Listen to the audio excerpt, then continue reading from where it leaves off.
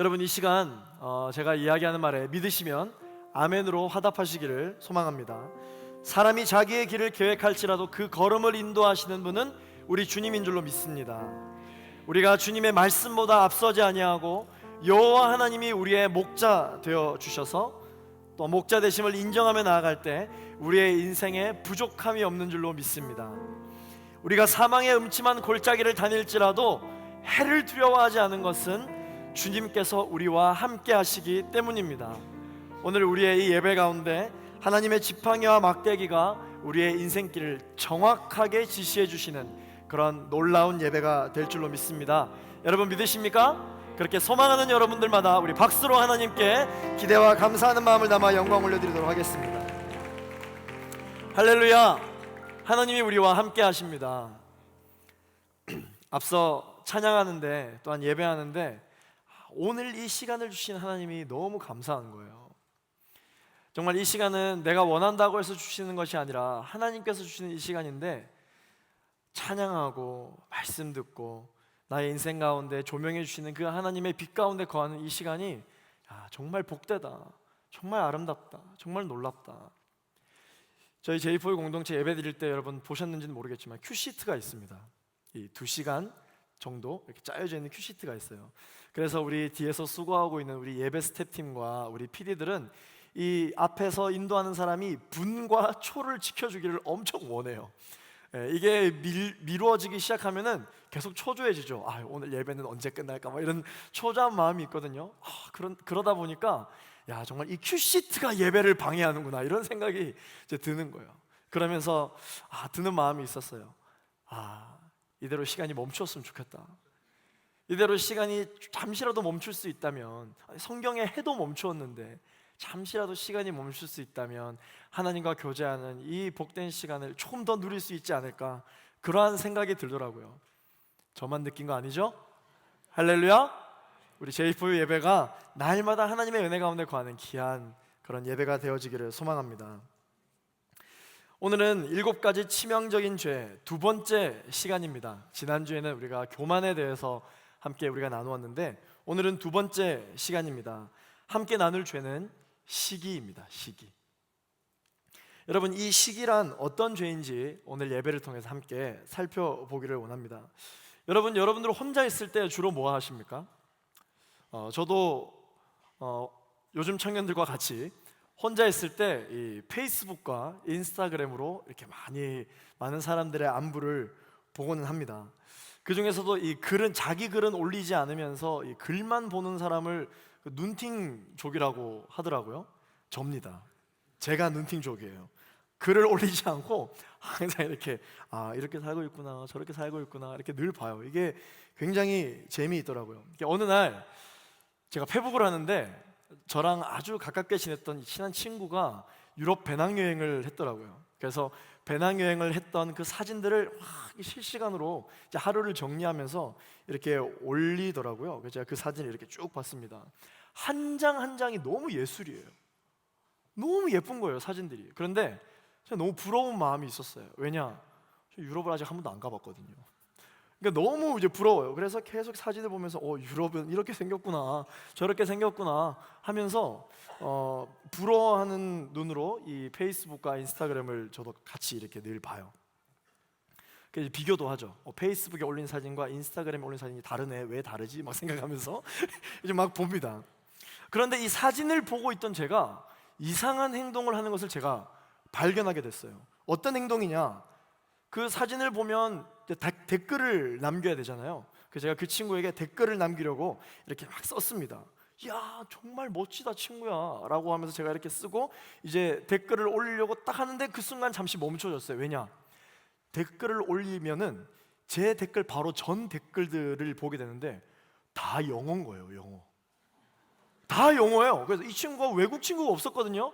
그런데 이게 여행을 하다 보니까 이제 만나게 된 이 외국인 친구들이 How are you? 이러면서 막 이렇게 댓글을 엄청 남겨준 거예요. 그러면서 그 친구도 분명히 영어를 못하는데 어렵지 않은 영어로 그나마 이렇게 답변을 하더라고요. 제가 그걸 보면서 우리 한글이 얼마나 자랑스러운데 한글을 남기지 못하고 뭔가 이 대세에 따라야 될 것 같은 그러한 마음이 드는 거예요. 그래서 제가 고민을 하는 저를 발견했습니다. 그러면서 제가 되지도 않은 영문을 작성하기 시작해요.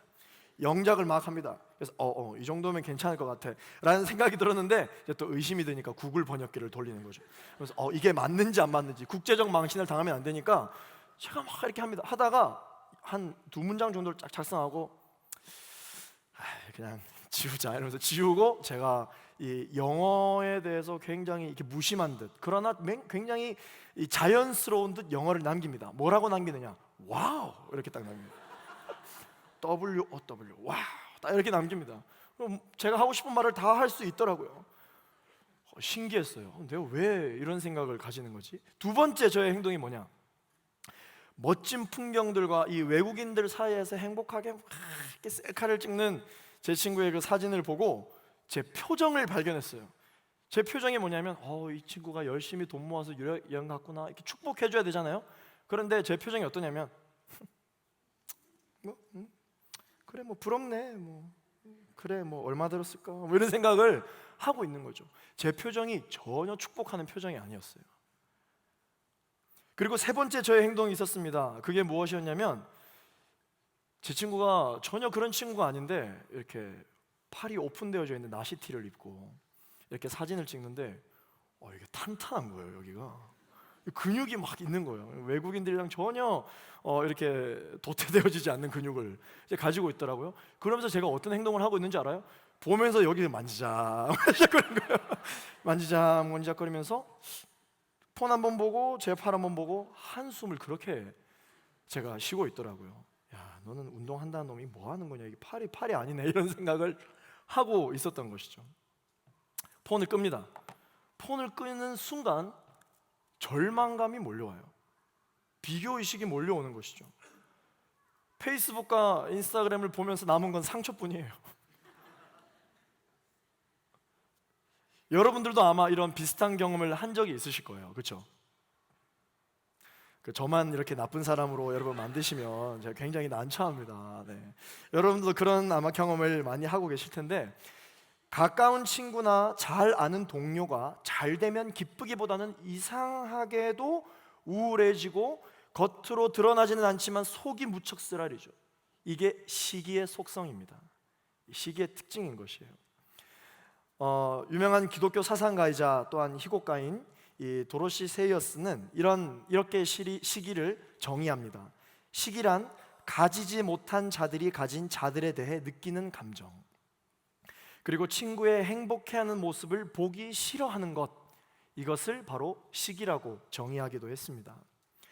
오늘 본문 말씀을 보시면 이 성도들 간의 분열이 보입니다. 고린도 교회에 있었던 성도들의 분열이 보이는데요, 이 분열에 대해서 바울이 정확하게 너희들이 짓고 있는 죄가 있다라고 영적인 진단을 내려주고 있습니다.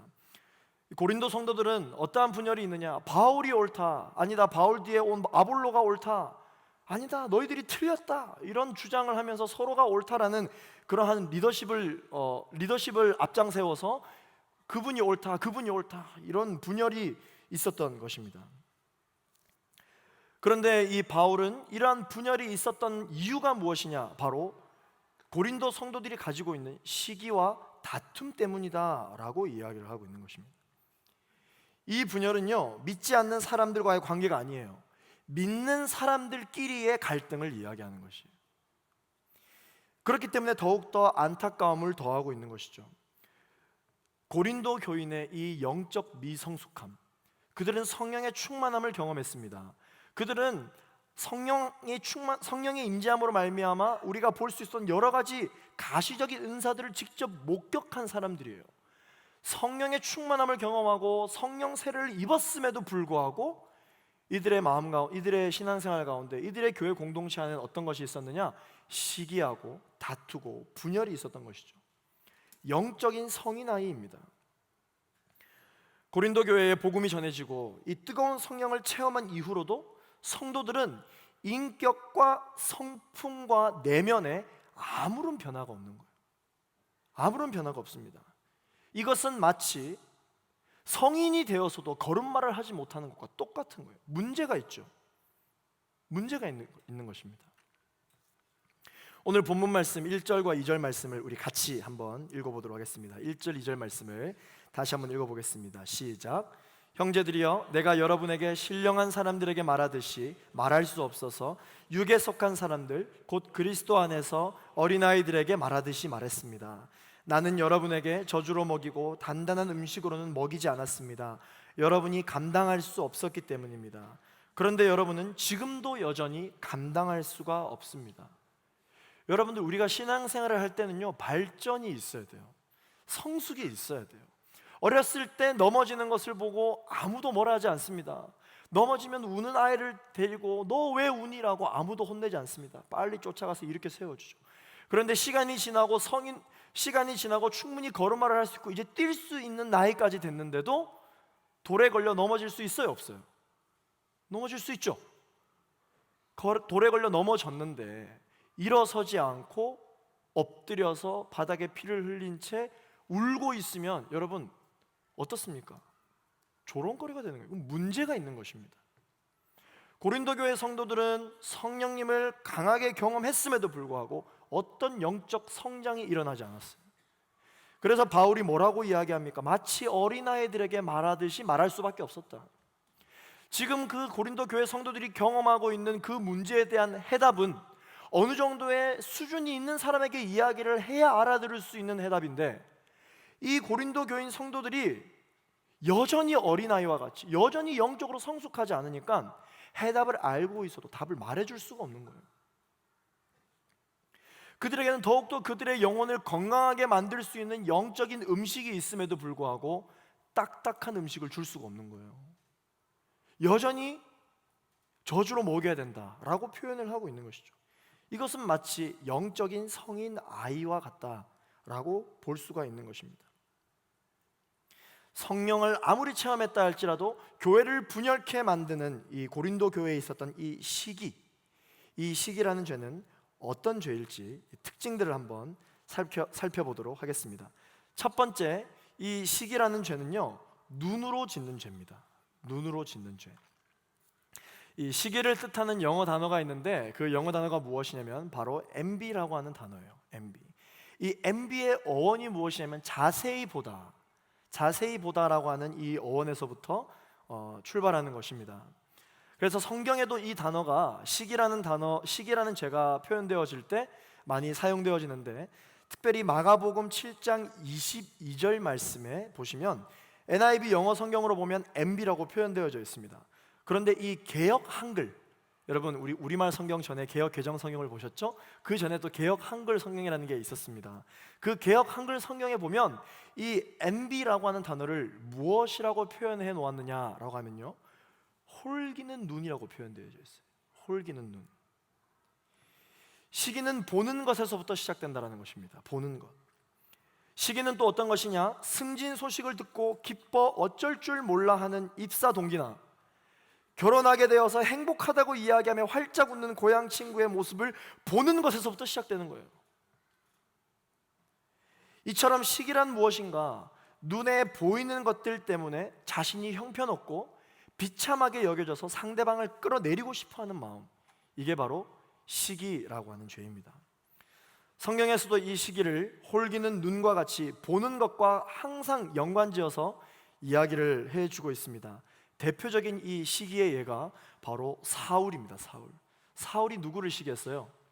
다윗을 시기했잖아요. 블레셋과의 전쟁에서 승리한 뒤에 이 다윗이 입성할 때 백성들에게 환호를 받습니다. 멋집니다. 다윗 만세, 다윗 최고. 환호를 받습니다. 그 구절이 어디에 나와 있냐면 사무엘상 18장 7절 말씀에 나와 있는데요, 사울이 죽인 자는 천천히요 다윗은 만만이로다 하면서 백성들이 이 퍼레이드 현장 가운데 다윗을 환호하고 있었습니다. 그런데 18장 9절 말씀, 이 사무엘상에서 무엇을 이야기하고 싶었던 것인가? 그날 이후로 사울이 다윗을 주목하였더라. 보고 있었다라는 것이죠. 어떤 것으로요? 질시로 가득 찬 시기의 눈으로 다윗을 주목했던 것입니다. 시기는 보는 것으로부터 시작되는 죄입니다. 이 다윗의 늠름함 때문에 사울 자신이 초라해 보이고 모욕받는다라는 느낌을 받게 된 것이에요. 그 후에 사울은 다윗을 항상 의식하게 됩니다. 항상 주목하게 됩니다. 사울이 분명히 하루 종일 해야 한 업무가 있음에도 불구하고 이 업무와 삶은 다윗 때문에 자유롭지 못한 거예요. 계속 신경이 쓰이는 거니까. 다윗이 지금 뭘 하고 있을까? 다윗이 지금 누구를 만나고 있을까? 시기하는 사람들의 특징이에요. 잠언 말씀에는 이 시기를 또한 어떻게 표현하고 있느냐? 이 시기는 뼈를 썩게 하는 것이다. 뼈를 썩게 하는 것이다. 사울의 뼈는 다윗 때문에 그야말로 시기로 이 뼈가 썩어 들어가고 있는 것을 경험하고 있는 거예요. 두 번째로 이 시기의 특징이 있습니다. 바로 시기의 대상인데요. 이 시기의 대상은 누구냐? 누구를 시기하느냐? 가까운 지인을 시기하게 됩니다. 나랑 아무런 상관없는 일반인들에게는요 전혀 시기하지 않아요. 누구를 시기하느냐? 나와 가까이 있는 지인들을 시기하게 된다는 그 독특한 점이 있어요. 나의 가장 친한 친구 혹은 나의 가족이 시기의 대상이 될 수 있다는 것이죠. 우리나라 속담 중에서 사촌이 논을 사면 배가 아프다, 그런 말이 있잖아요. 다른 사람이 논을 사도 아무 상관이 없어요. 그런데 가까운 지인이 그런 일이 있으면 속상한 것이죠. 이러한 가까운 사람에게 짓는 시기죄는 여러분 성경에서도 계속 찾아볼 수가 있습니다. 첫 번째, 가인과 아벨. 가인과 아벨 둘은 형제잖아요.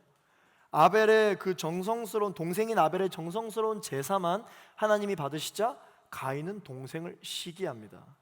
그래서 어떤 죄를 짓습니까? 돌로 쳐 죽이는 그러한 사건이 생기죠. 둘째로 요셉과 형들도 마찬가지예요. 이 꿈을 꾸는 요셉을 이 형들이 시기합니다. 그래서 어떻게 합니까? 팔아버리죠. 동생을 팔아버립니다. 그리고 거짓말하고. 셋째로 여러분, 사울과 또한 다윗이에요. 우리가 앞에 살펴보았던 것처럼 여러분, 다윗이 어떤 존재입니까? 사울의 신복이었잖아요.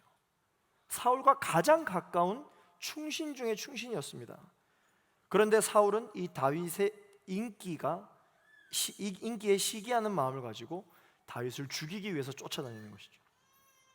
또한 여러분, 예수님의 그 포도원 품꾼 비유를 여러분 보시면 또 이 시기가 잘 나와 있습니다. 나는 오전에 왔고 누구는 오후에 왔는데 왜 똑같은 품을 주냐? 왜 똑같은 삭슬 주냐? 똑같은 삭슬 받는 그 품꾼을 또한 시기하는 마음이 드는 것이죠. 직장 동료잖아요. 직장 동료, 같이 일하는 동료를 시기하는 거예요. 나는 이 정도 받았는데 왜 쟤도 저렇게 받아야 되냐? 시기하고 있는 것이에요.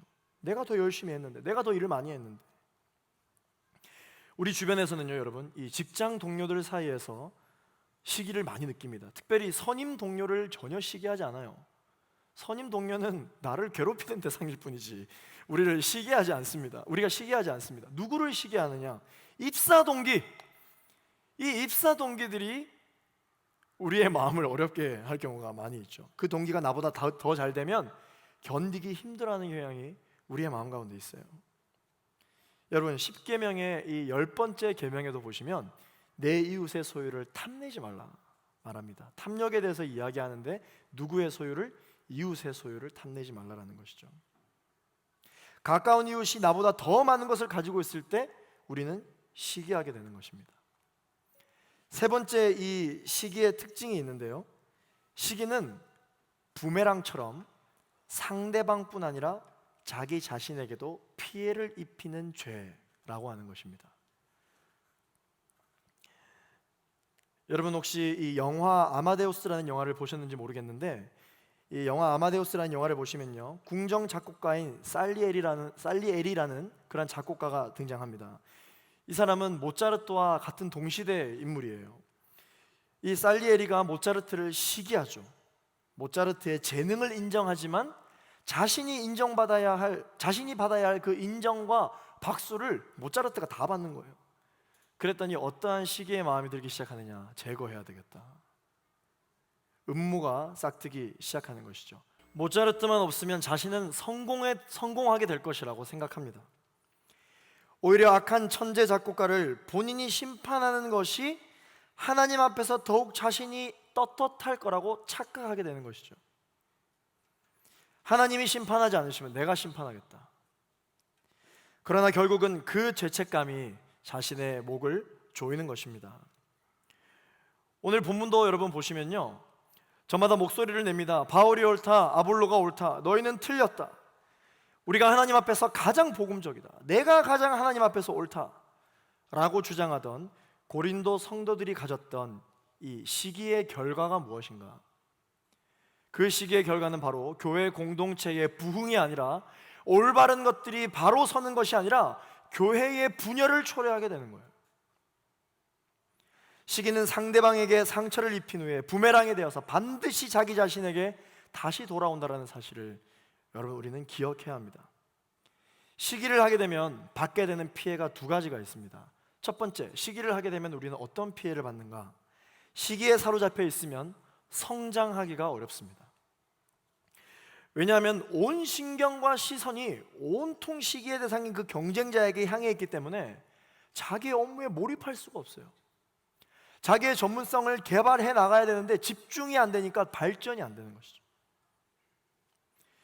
결국 다윗을 시기한 사울은 앉으나 서나 다윗 생각, 이게 좋은 뜻으로의 생각이 아니라 나가나 들어오나 제가 무슨 생각을 하나, 어떤 생각을 하고 나갈까. 주변에선 다윗을 뭐라고 이야기하느냐, 모든 신경과 시선이 다 곤두서 있는 거죠. 그러다 보니까 결국은 사울이 어떻게 됩니까? 악신이 그 속에 들어가 미쳐버리고 마는 거예요. 두 번째, 시기를 하게 되면 어떠한 피해가 우리에게 있는가? 긍정적인 자존감을 가질 수가 없습니다. 시기하기 시작하면요, 자신의 이 자리마저 위태롭다고 느낍니다. 그래서 자신의 자리를 지키기 위해서 수단과 방법을 가리지 않기로 결정하기 시작하는 것이죠. 그리고 넘어뜨리고 나면 자신의 자리를 지켜낼 수 있었던 그 동기 자체가 이미 시기이고 이미 악하기 때문에 자존감은 점점 더 하나님 앞에서 바닥을 치게 되는 것이에요. 시기로 쌓은 내 스펙으로 차지하게 된 영광, 이것은 절대로 우리를 평안하게 할 수 없습니다. 오히려 또다시 누군가가 자신이 그랬던 것처럼, 자기 자신이 시기로 이 자리를 지켰던 것처럼 누군가가 나의 자리를 빼앗으려 하지 않을까라는 두려움에 날마다 휩싸이게 되는 것이죠. 시기로 심은 비전과 나무에는 결국 야망과 시기의 열매가 맺혀지게 되는 것입니다. 심은 대로 거두는 것이에요. 심은 대로. 그러나 이 말씀의 원리대로 우리가 만약에 순종할 수 있다면, 여러분, 심은 대로 거두는 이 원리를 우리가 선택할 수 있다면, 오히려 우리는 시기를 심는 것이 아니라 선한 것을 심을 때 우리는 반드시 선한 열매를 거둘 수 있다는 사실을 여러분 꼭 기억하시게 되기를 소망합니다. 선한 것을 심는 것이에요. 힘들고 어렵고 연약한 상황 가운데서도 선한 것을 심기로 결단할 때 결국 부메랑처럼 우리는 선한 열매를 얻게 된다는 이 영적 원리를 여러분 절대 잊지 않으시게 되기를 소망합니다. 악한 것을 심으면 악한 열매가 맺히고 선한 것을 심으면 선한 열매가 맺히는 이 영적 원리를 여러분 꼭 기억하시게 되기를 소망합니다. 여러분들이 정말 정직하고 깨끗한 기업으로 취직하기를 원하십니까? 그런 회사에 다니길 원하십니까? 그러면 그런 기업의 회사 직원답게 여러분들도 정직하고 깨끗해야 되는 거예요. 내가 정직하고 깨끗하지 않는데 어떻게 나를 뽑을 수 있겠습니까? 여러분, 배우자를 위해서 기도 많이 하시죠. 지체들 상담하면 배우자를 위해 기도해 주세요. 배우자를 위해 기도해 주세요. 특별히 어떤 형제는 이렇게 이야기합니다. 홀리스타 나가는 기도하는 자매를 만나고 싶습니다. 그렇게 기도를 한다고 하더라고요. 여러분, 그 자매를 만나려면 어떻게 해야 됩니까? 홀리스타를 나가야 되는 거예요. 홀리스타를 안 나가고 홀리스타 나가는 기도의 배우자를 어떻게 찾습니까? 설령 자신의 이상형이 딱 눈앞에 나타났다 할지라도 그 자매가 자기를 보고 반할까요? 전혀 안 반합니다. 전혀 안 반해요. 기도 열심히 하는 사람 당연히 기도 많이 하는 배우자 찾기를 원하지, 자기는 홀리스타 나오는데 하나님 저는 홀리스타 안 나오는 형제를 만나게 해주십시오. 누가 이렇게 기도합니까? 응답받는 아웃리치. 여러분, 아웃리치 이제 여러분 가실 텐데 분명히 여러분들 개인들의 기도의 제목이 있을 것입니다. 응답받기를 원하신다면 여러분 기도해야죠. 기도하지 않으면서 응답받는 것은 악한 것을 심고 선한 열매를 맺기를 원하는 거랑 똑같은 것이에요. 심은 대로 거두는 것입니다.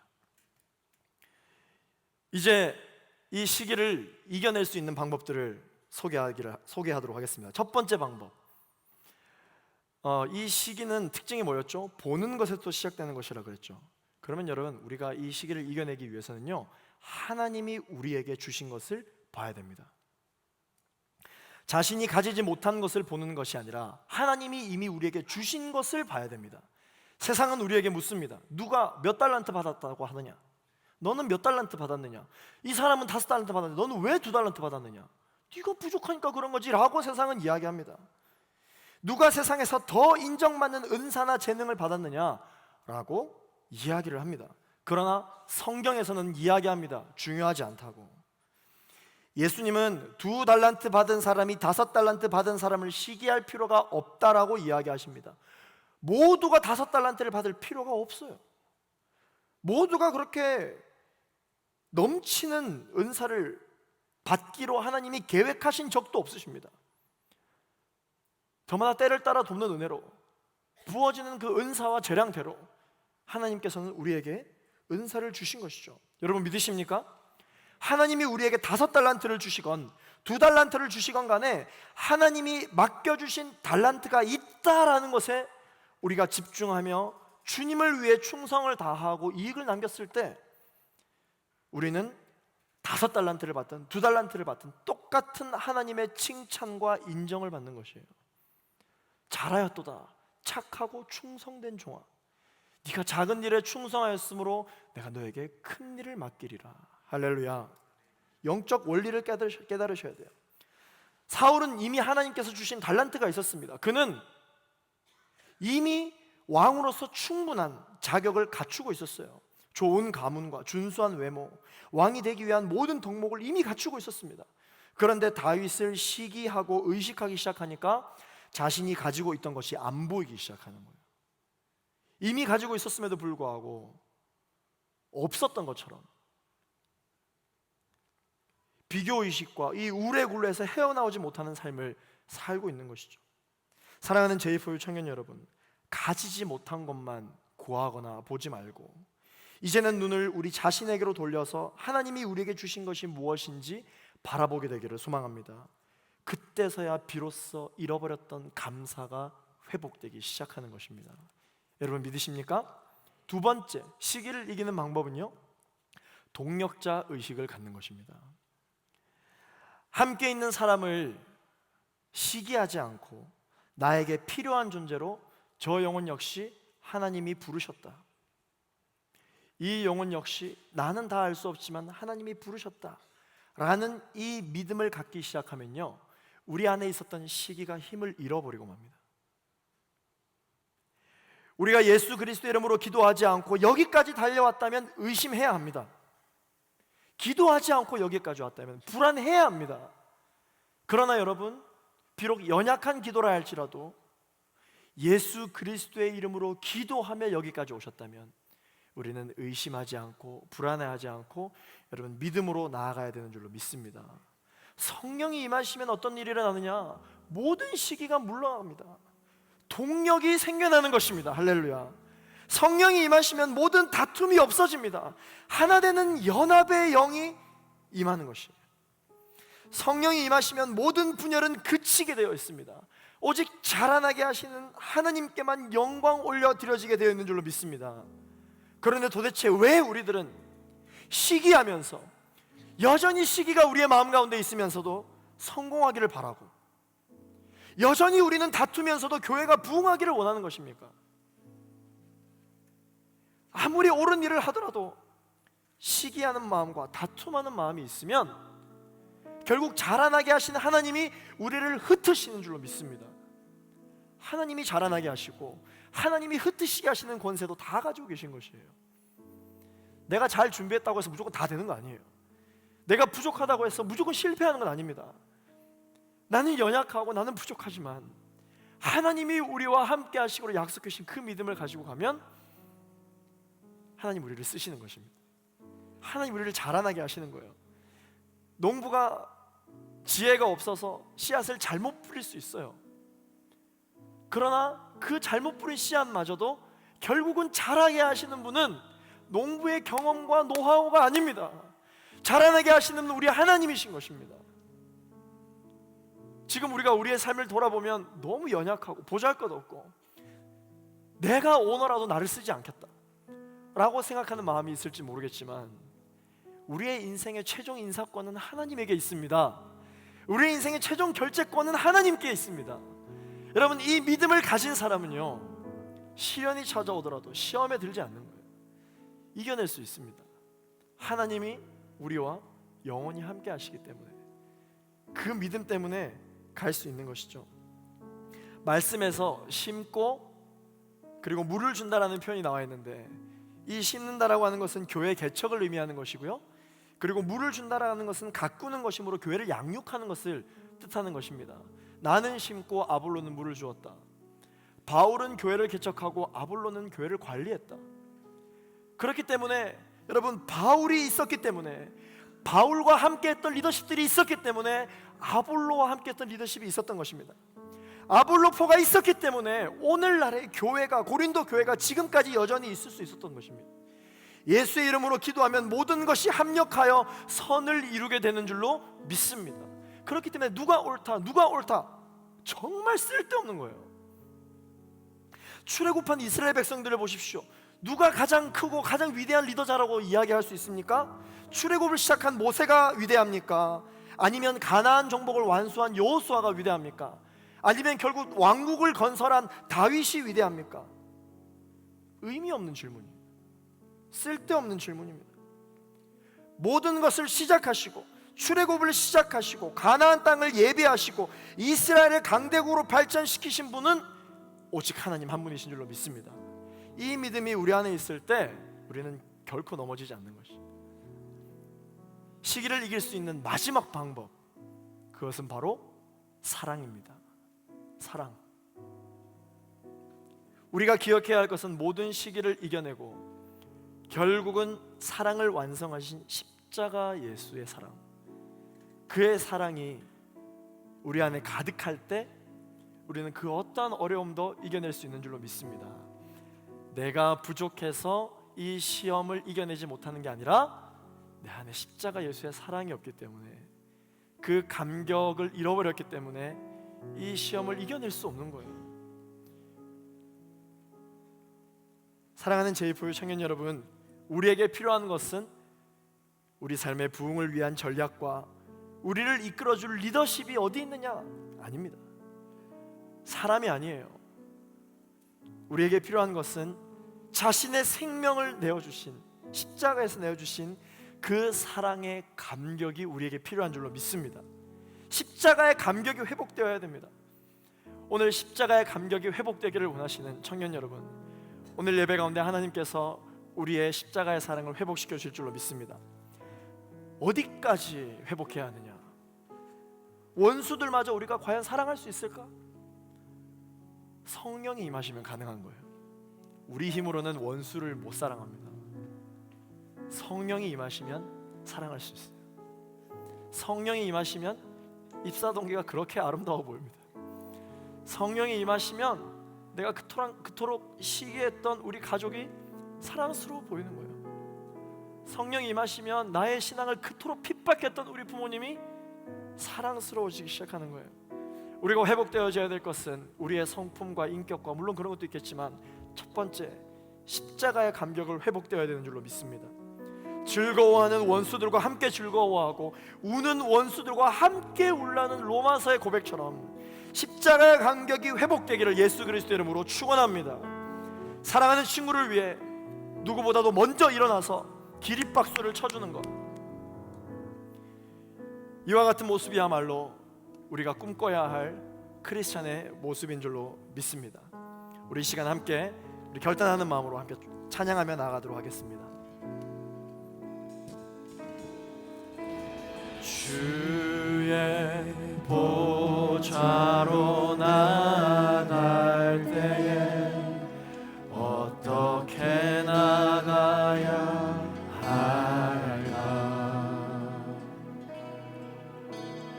나를 구원한 주의 십자가, 그것을 믿으며 가네. 자격 없는 내 힘이 아닌 자격 없는 내 힘이 아닌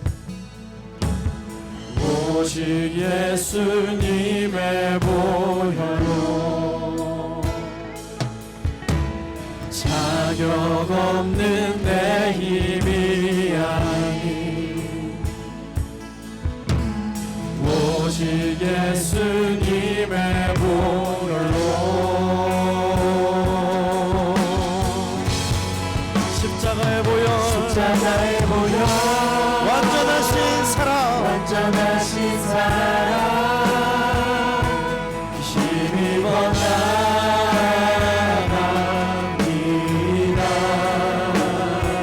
십자가의 보혈 완전하신 사랑 힘입어 예배하. 우리 시간 목소리 높여 주의 보좌로 나아갈 때에 우리 시간 결단하는 마음으로 우리 함께 자리에 일어나셔서 주님을 찬양하겠습니다. 나를 부르신 주의 그 사랑 나를 부르신 주의 그것을 믿으며 가네. 할렐루야.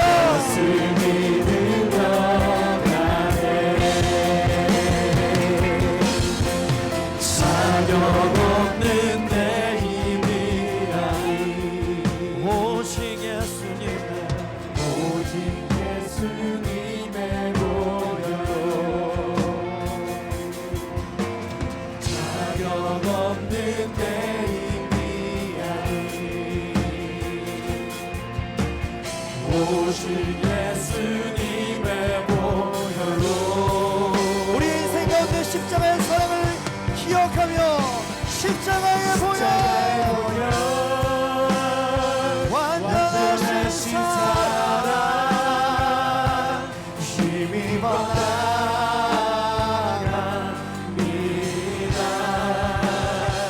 십자가의 보혈 완전하신 사랑 힘입어 예배하. 십자가의 보혈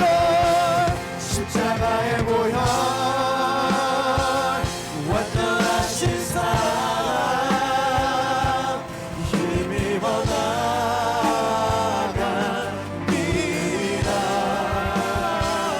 십자가의 보혈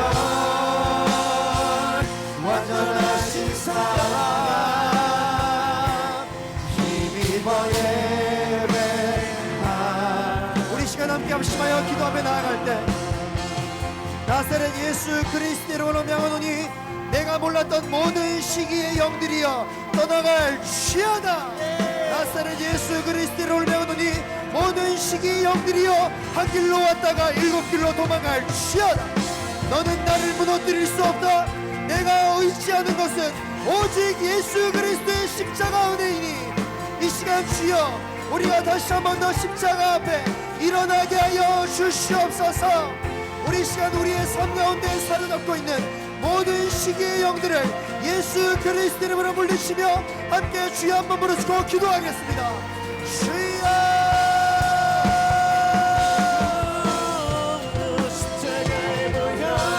거룩하신 아버지 하나님 우리가 주 앞에 어떻게 나아가야 하겠습니까? 아버지 하나님 나만 옳은 줄 알고 나만 아버지 하나님 주님 앞에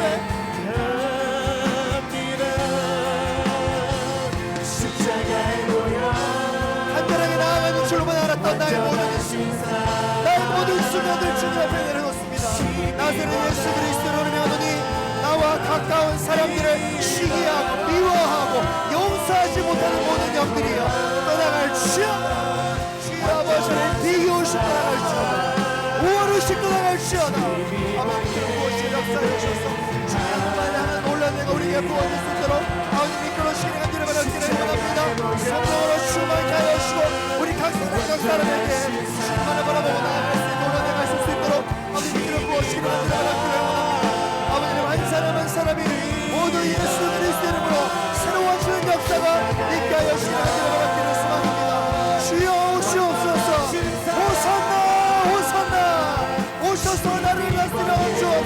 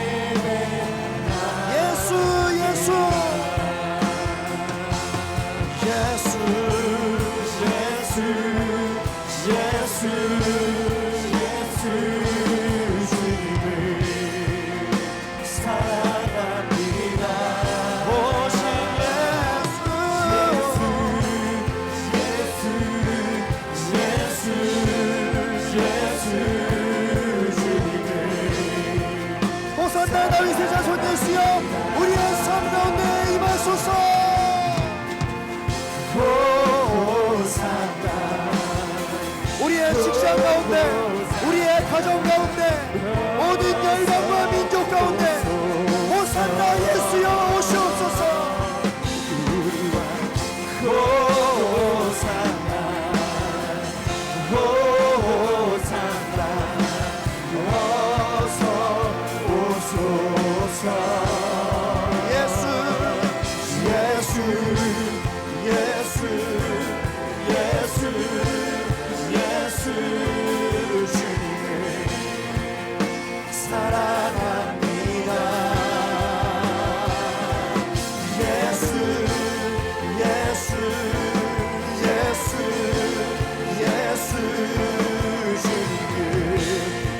믿음으로 선포하며 두 손 높이 들고 오직 예수 이름의 능력 있네.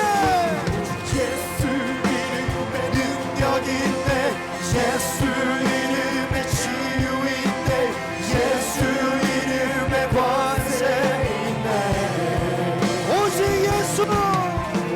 예수 이름의 회복 있네. 예수 이름의 자유 있네. 예수 이름의 구원 있네. 오직 예수. 할렐루야. 예수 이름의 능력 있네. 예수 이름의 치유 있네. 예수 이름의 권세 있네. 오직 예수 이름의 회복 있네. 예수 이름의 자유 있네. 예수 이름의 구원 있네. 예수 예수 예수 예수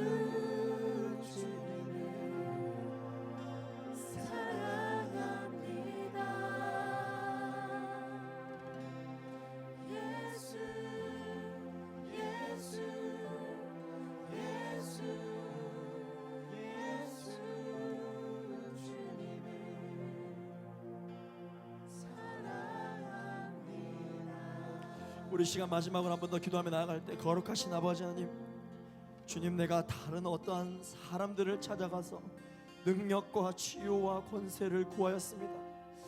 하나님 아버지, 이 시간 결단하며 나아가운데 나의 인생 가운데 주권자 되신 오직 예수의 이름에 회복이 있는 줄로 믿습니다. 오직 예수 이름에 자유가 있는 줄로 믿습니다. 오직 예수 이름에 구원이 있는 줄로 믿습니다. 두려움의 영이여 떠나갈지어다. 의심의 영이여 떠나갈지어다. 오직 예수, 오직 예수, 오직 예수만 붙들 수 있는 믿음의 사람이 되게 하여 주시옵소서. 우리 마지막으로 결단하며 두 손 높이 들고 주여 세 번 부르짖고 기도하겠습니다. 주여, 주여,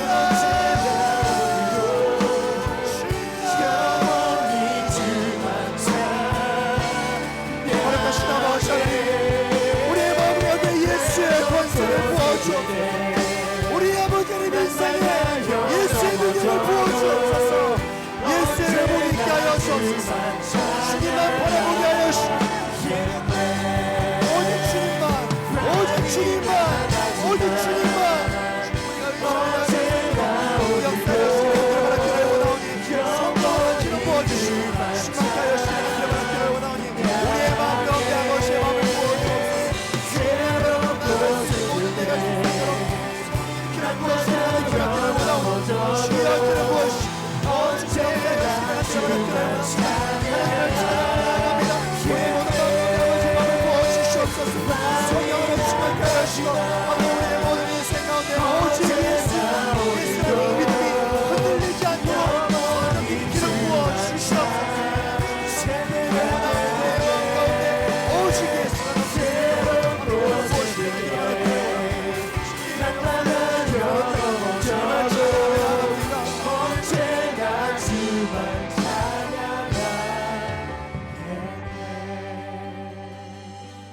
우리의 자격을 보지 않으시고 우리의 겉모습을 보지 않으시고 날마다 새로운 은혜로 우리를 이 예배 가운데 불러신 주님을 찬양합니다. 하나님, 저는 이 예배가 참 좋습니다. 매주 한 번 있는 이 J4U 예배가 지금 너무나도 귀합니다. 이 예배가 있기에 내가 한 주를 살아갈 수 있기 때문입니다. 이 예배 가운데 주님 나에게 날마다 은혜를 주시기에 우리가 한 주를 또한 승리로 살아갈 수 있기 때문입니다. 주님, 이제는 주님께 구속되어서 우리의 인생 가운데 주님 없이는 살아갈 수 없는 존재임을 깨닫습니다. 우리의 인생 가운데 날마다 나를 새롭게 하여 주시옵소서. 날마다 주님 성령께서 제시하는 길을 주님 우리가 제시받을 수 있는 기한에 내가 있게 하여 주옵소서. 모든 두려움과 의심은 예배할 때마다, 기도할 때마다, 말씀 볼 때마다 떠나가게 하여 주시옵소서. 아버지 하나님, 이 어려운 세상을 살아갈 때 성령 하나님께서 우리에게 영적인 분별력을 주시는 줄로 믿습니다. 하나님, 예배 때마다 하나님 우리에게 은혜를 더하여 주시옵소서. 예배 때마다 우리의 자격과 우리의 모습을 보지 아니하고 오늘을 통하여 또다시 새롭게 역사하실 우리 주님을 기대하는 마음으로 나아가게 하여 주옵소서. 이 시간 가운데 우리를 만나주신 하나님께 너무나도 감사드리고, 주님 오늘 또한 하나님께서 우리에게 주신 여러 가지 환경들에 감사함으로 주님 오늘 또한 예물을 들고 나왔습니다. 하나님, 이 예물 위에 하나님께서 크신 은혜를 더하여 주셔서 이 예물들이 시기를 내려놓게 하는 일들에 사용되어지게 하여 주옵소서. 교회가 연합되고 하나 되어지는 귀한 사역에 사용되어지게 하여 주시옵소서.